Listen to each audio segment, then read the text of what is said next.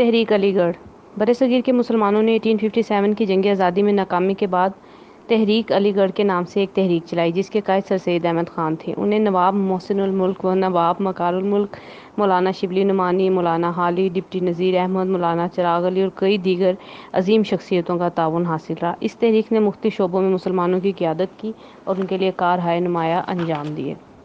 تحریک علی گڑھ کا پس منظر 1857 کی جنگ آزادی ختم ہوئی تو مسلمانوں پر ظلم و ستم کے پہاڑ ٹوٹ پڑے۔ اگرچہ ہندوؤں نے بھی جنگ میں مسلمانوں کا ساتھ دیا لیکن وہ مسلمانوں کو تمام کارروائیوں کا ذمہ دار قرار دے کر خود بری الذمہ ہو گئے۔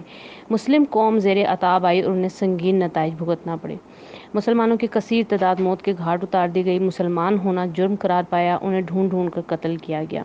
مسلمانوں کی جاگیریں چھین لی گئیں، ان کی جائیدادیں ضبط کر لی گئیں، ان کے کاروبار بند ہو گئے۔ انہیں سرکاری ملازمتوں خصوصاً فوج سے نکال دیا گیا۔ مسلمان کسانوں کو زمینوں سے بے دخل کر دیا گیا۔ جاگیریں اور زمینیں غیر مسلموں کو بطور انعام دے دی گئیں۔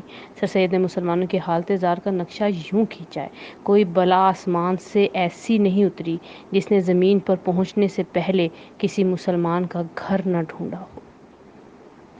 تحریک کا آغاز قریب تھا کہ مسلمان بالکل مٹ جاتے، لیکن خدائے بزرگ و برتر نے سر سید احمد خان کی صورت میں ایک عظیم رہنما مسلمانوں کی بہبود کی ذمہ داری سونپی۔ مشکلات میں گھری ہوئی قوم کو سر سید نے حوصلہ دیا، ان کو مزید تباہ ہونے سے بچایا اور ان کے احیاء کی کامیاب کوششیں کی۔ خوش قسمتی سے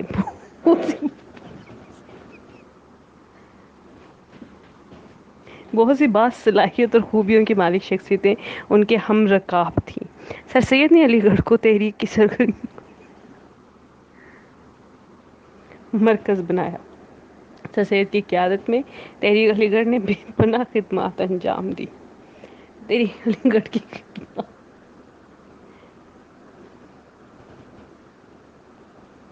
تعلیمی خدمات: سر سید نے مسلمانوں کے لیے تعلیم کی ضرورت پر بڑا زور دیا اور تلقین کیا۔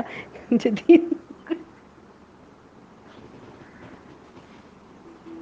اور سائنسی تعلیم حاصل کر کے وہ جلد از جلد دوسری اقوام کے برابر مقام حاصل کریں۔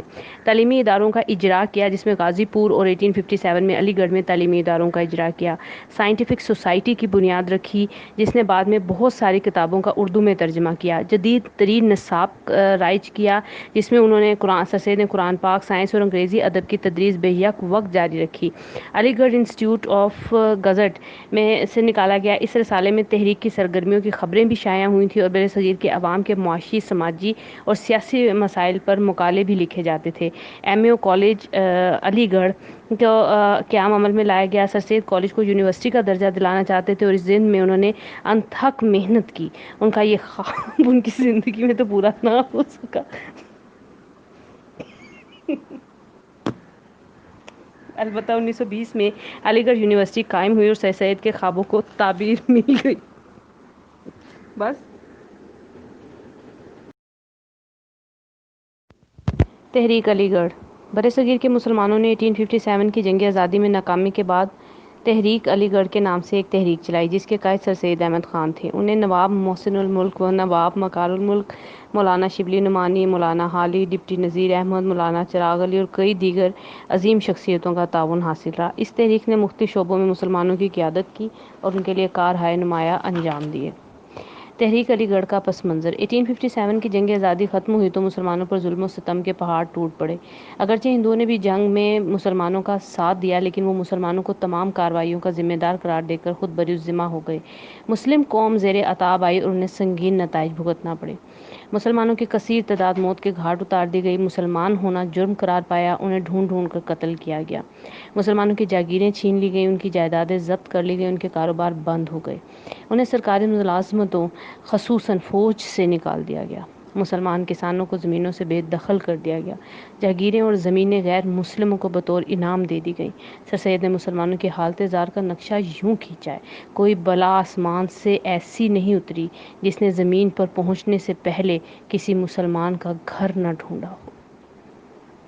تحریک کا آغاز قریب تھا کہ مسلمان بالکل مٹ جاتے، لیکن خدائے بزرگ و برتر نے سر سید احمد خان کی صورت میں ایک عظیم رہنما مسلمانوں کی بہبود کی ذمہ داری سونپی۔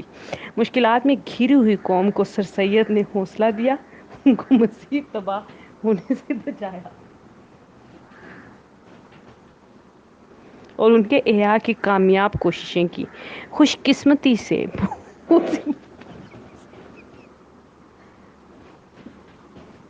بہت سی باصلاحیت اور خوبیوں کی مالک شخصیتیں ان کے ہم